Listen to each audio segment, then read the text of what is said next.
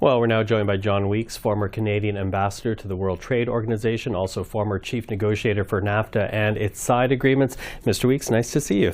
Thank you. Good to be here, Michael. So, we were watching very closely the meeting that happened today with the Ontario Premier, U.S. trade reps, as well as the finance minister and the industry minister.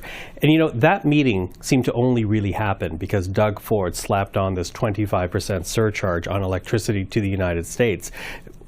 What does that say to you? Does that say to you that's a tactic that Canada needs to adopt in order to get these tariffs removed off Canadian goods? Yeah, well, I think we've got to get the Americans' attention. And we've also got to put pressure on the president. And the only way you can effectively put pressure on the president is for his constituents and Republicans to begin to think, hey, wait a minute, this really isn't working out so well. And to put pressure on him. That's the only way we'll get their policy to change. And to get the attention of Americans, I think it's really necessary to have to retaliate the way we've done. And I think you're absolutely right. Doug Ford really did capture the attention of Americans and the American networks. They were really interested in the story, and he comes across pretty well in the media as, savvy and a kind of likable guy and down to earth and really friendly to Americans and really sorry he has to inflict this pain. But, I think it had the desired result in that they're down there meeting now. What will actually happen, I'm not sure in the short term, but I think we need sort of short-term plans and long-term plans in this game. Yeah, short-term plans, long-term plans. I do wonder whether or not you think that officials are moving quickly enough against it, though, and whether that means seeking other trading partners beyond the United States or focusing solely on the United States. Are we seeing enough concerted action in Canada and quick enough? Well, I agree with the way you've phrased it there, because I think looking at other partners is important. And indeed, some domestic economic reform as well. And so, it's hard to move quickly when you're in the middle of changing governments, especially if you're going to be adopting policies that are going to be quite new and different from where we've been in the past. And it seems to me that what's happened here is even from the day Trump was elected, people were worried about the fact that there might be tariffs. And this began to have an immediate chilling effect on the environment. Didn't really bother Americans at that point because nothing was happening. They probably weren't even aware of it. But it started doing real damage to the prospect of getting investment in Canada. And a lot of firms that were here were beginning to think, maybe we should move to the United States. So I think, yes, we need to respond in the short term, including with retaliation. But we also need to be looking at how do we try and avoid getting in the same place again.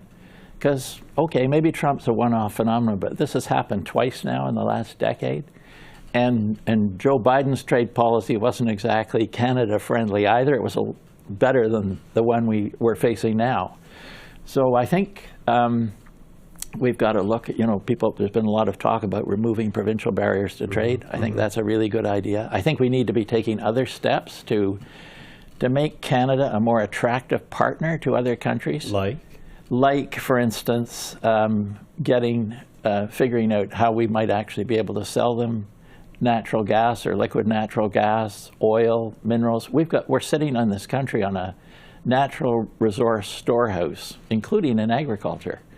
And yet we seem to have been stymied recently in figuring out how to make new developments, how to get things to market, how to build new infrastructure. So I think we really need to have a new look at our regulatory environment, and perhaps also at thinking about how do we square those kind of steps, which would make a lot of sense. How do we square that with what we're trying to do in the climate change battle?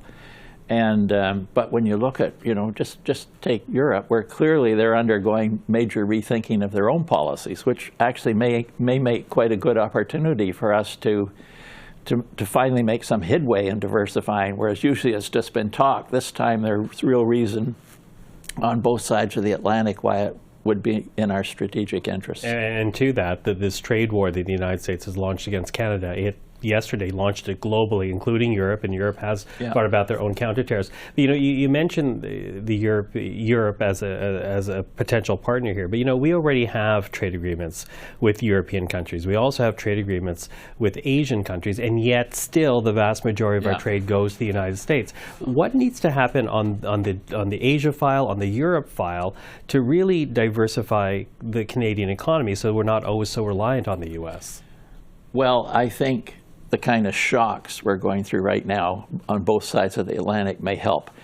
Up till now, we've negotiated fine trade agreements, and they've resulted in some increase in trade, and it's been beneficial, but it hasn't, it's not been used as a real springboard for trying to make a really major change in terms of the depth of our relationships in the economic sphere.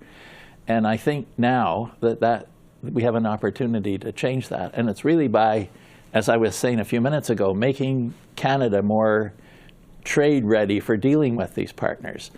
I think the interests there, the potential ingredients are there, but we've got to take some steps in Canada to make Canada a more interesting partner for these people. Mm-hmm.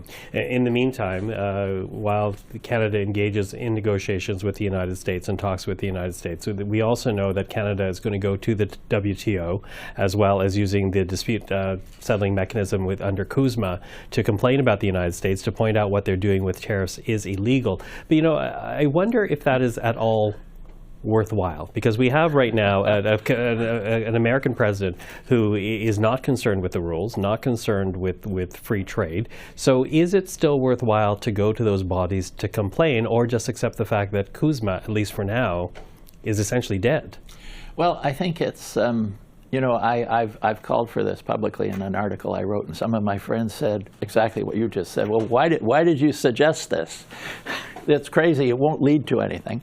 But I think it does show two things, really. One is that we're interested in using this other international instrument, in particular the WTO, that we value the rules that are there, and that we would favor settling things on the basis of rules. Sort of, if you're going to dispute settlement, it makes that point. But I would think that what we really need to be doing in the WTO now is working with those important other WTO partners, other than the United States, with whom we have significant trade relationships, and who feel they have a stake in the organization. We need to work with them and really perhaps have a joint statement where we'd say that we intend to use the WTO rules to manage our trade relationships with each other. This would be a statement without the United States.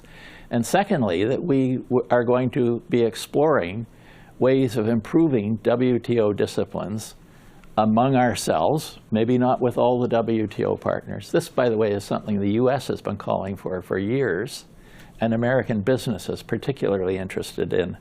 So I think if we were able to work with others and make some progress in that field, that would potentially get the United States more interested in upping their profile in the WTO again. Mm-hmm. So I think we need to be working on a number of different fronts. And of course, you mentioned it. Yeah. Of course, we need to be continuing to work with the United States, because I think the vast majority of Americans can't understand how they've gotten into this trade war with Canada. And so we need to be trying to resolve that, because obviously we're next door to the United States, are overwhelmingly our largest partner, and we really need to be looking at how we begin to restore things back to normal.